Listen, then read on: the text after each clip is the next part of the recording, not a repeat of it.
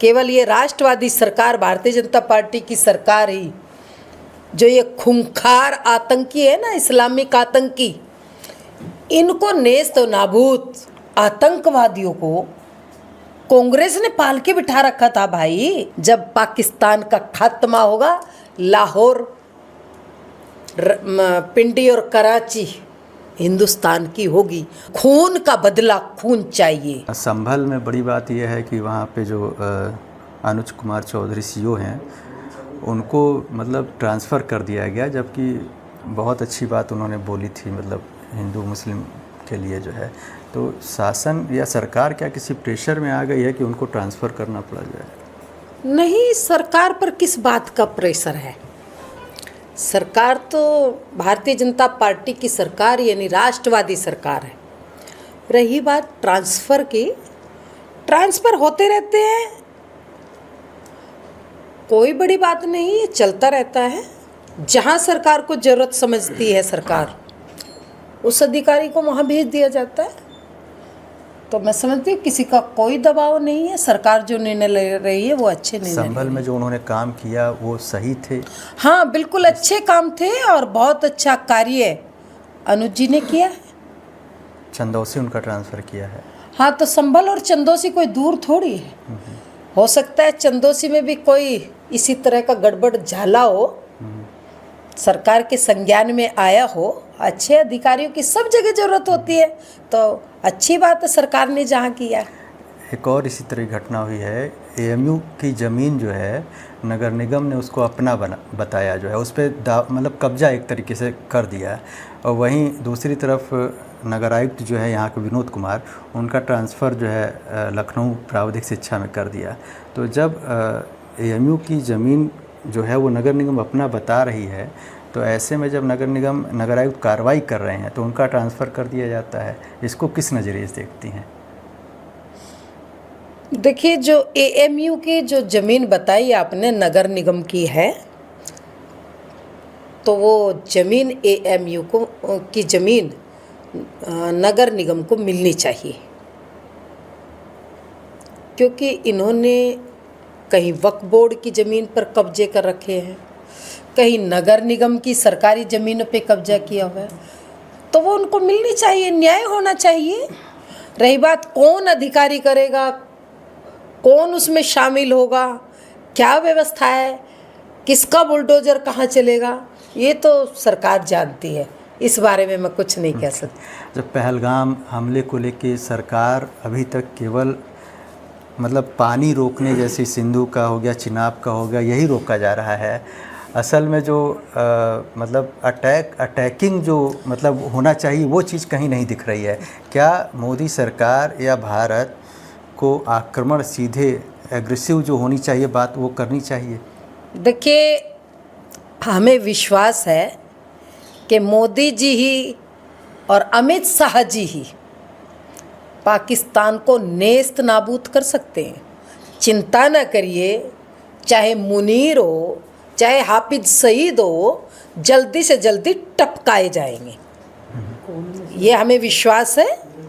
केवल ये राष्ट्रवादी सरकार, भारतीय जनता पार्टी की सरकार ही जो ये खूंखार आतंकी है ना, इस्लामिक आतंकी, इनको नेस्त नाबूद और इनका खात्मा, इनको टपकाने का काम जल्दी शुरू होने वाला है।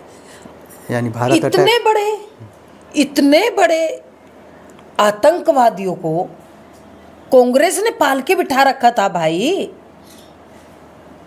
तो उनको इतने हल्के में तो मत लो। उनकी व्यवस्था की जा रही है पाकिस्तान का खात्मा करने के लिए। अभी चिंता ना करें, थोड़ा सा धैर्य रखे पत्रकार बंधु, मीडिया। आने वाले दिनों में देखा जाएगा कि भारत ने पाकिस्तान लाहौर तक कब्जा कर लिया, ऐसा कुछ दिखेगा? देखिए, ये तो खुशखबरी वैसे मोदी जी कब दे। रात भर लोग टीवी देखते रहते हैं कि पता नहीं वो कौन सी रात होगी जब पाकिस्तान का खात्मा होगा, लाहौर, पिंडी और कराची हिंदुस्तान की होगी। और मोदी जी, अमित शाह जी, अजीत डोभाल जी, राजनाथ जी से निवेदन करती हूँ हाथ जोड़ करके हिंदुस्तान का बच्चा बच्चा आक्रोश में है। ये जो दिल दहलाने वाली घटना पहलगांव में हुई है ना, ये कोई छोटी घटना नहीं है। इसका बदला यानी खून का बदला, खून चाहिए। पाकिस्तान का खात्मा ही चाहिए और कुछ नहीं चाहिए। अच्छा बहन जी, जैसा कि केंद्र सरकार ने कहा कि जो पाकिस्तानी हैं भारत में आए हुए हैं उनको वापस किया जाए, कि वो अपने बिल्कुल करना चाहिए। तो मैडम, जैसे कि यहाँ पर सीमा हैदर जो आई थी यहाँ पर, उनके पास देखिए कोई भी कितनी लीगल सीमा डॉक्यूमेंट हैदर पड़ी है भाई, उनको- छोड़िए उसको।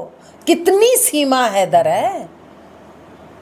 सोहर उनके पाकिस्तान में है, बच्चे यहाँ पैदा कर रही है, सरकार की सारी सुविधाएं वो ले रही है।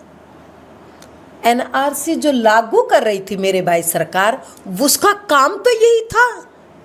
लेकिन ये विपक्ष ने जो हाय तौबा जो मचाया, उसकी जिम्मेदार ये है। भाजपा बहुत अच्छे काम कर रही है, नहीं करने दे रहे ये राष्ट्रवादी लोगों को काम। अखिलेश यादव और राहुल क्या अड़चने डाल रहे हैं, हालांकि ऊपर अरे से तो कह एनआरसी रहे हैं। लागू नहीं होने दिया भाई। एनआरसी का काम यही तो था।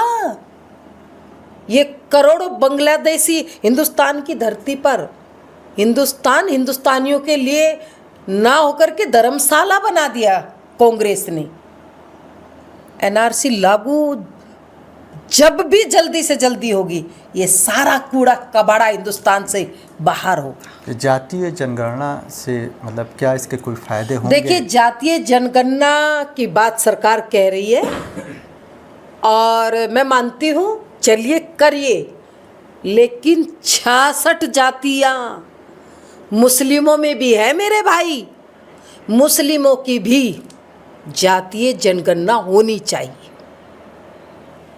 अच्छा बहन जी, जैसा कि आप आध्यात्मिक क्षेत्र से जुड़ी हुई हैं, तो आप जैसे आप देख रही होंगी मामले आ रहे हैं कि पत्नी ने पति की हत्या कर दी, या फिर अगर सास दामाद के साथ चली गई, या फिर आज ही शाम की बात है अलीगढ़ में कि एक शिक्षक जो उसके यहाँ पढ़ने आती थी बच्ची कक्षा 9वीं की, उसके साथ में उसकी बॉडी मिली है एक ओयो होटल में।